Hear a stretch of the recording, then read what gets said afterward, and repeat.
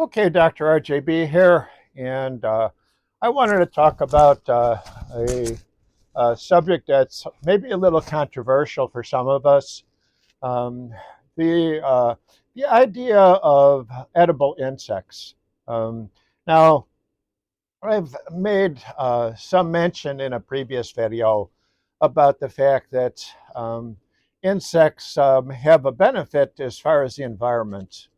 Um, uh, and how that goes is this: if you have, let's say, a cow that weighs 1,000 pounds, you got to get that cow to 1,000 pounds somehow.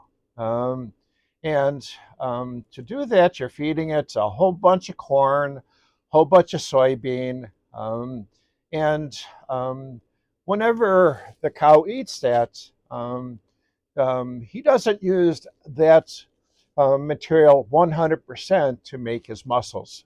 Um, so there's some loss between the corn in the field and the cow. And then we eat the cow. And again, the protein that's in that muscle is not 100% absorbed. So we lose twice, basically. Plus, like I said, cow needs an awful lot of food to make so much muscle. Um, so, what's the answer to this? Is to go down to Mexico and you ask for your taco with crickets. Um, they use crickets, grasshoppers, different insects in their meals. And the thing with insects is that they're small. They don't need a lot of food. Um, you can raise them in huge quantities with a small package, so they don't take up a lot of space. Now, again, if you got a cow, you can't put a cow into a small space. It needs space to roam around. It's got to eat its grass. Because in addition to the corn and the soybean you're feeding them, they also eat grass. So either you have to harvest grass to feed to the cow, or the cow has to roam around and eat grass as a free range. Either way, it's a lot of area of land. And again, they're going to grow better when they have an area to move around and use their muscle, as opposed to if you keep them penned up in a small space.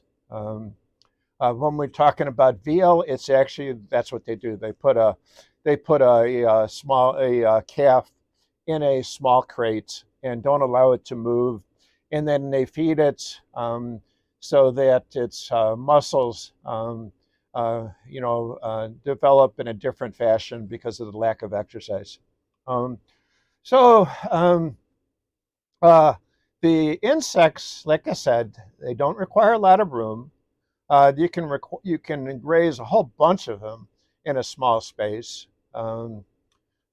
Years ago, I tried to raise crickets to feed a lizard that I had, and all it took is a egg crate, the container that the eggs come in, and basically you put it in a tank, and then you put all kinds of little baby crickets in there, and just let them go. As time goes on, the adult crickets start laying eggs all over the place. You got more baby crickets, more adults. Um, I had so many crickets that I didn't have. I had too many to even use to feed the lizards. So I just realized real quickly that this was a situation where it was getting out of hand. So I went back to buying the crickets at the store, where I could buy a dozen crickets, feed my lizard for a week, and everything was great. Um, but it just kind of showed how much those can multiply and grow. Again, a cow may have like one calf a year.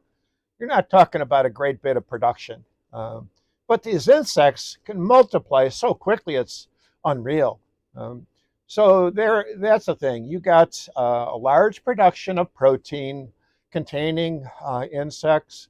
The protein in there is very good, just about as good as the beef and the cattle. And again, the productivity of those insects, fantastic. So there's a lot of good points with insects. The only bad point is that people don't like to eat them. Well, like I said, go down to Mexico, and they serve tacos just like that. Close your eyes, eat a taco, see if you like it. So you know, it's just sometimes it's just the idea rather than the reality in situations like this. So hopefully you give it a shot. There are places where you can do this, get a hold of edible insects. Just make sure they're cooked well so that we don't have to worry about any bacteria issues. Everything's cool. All right, take care.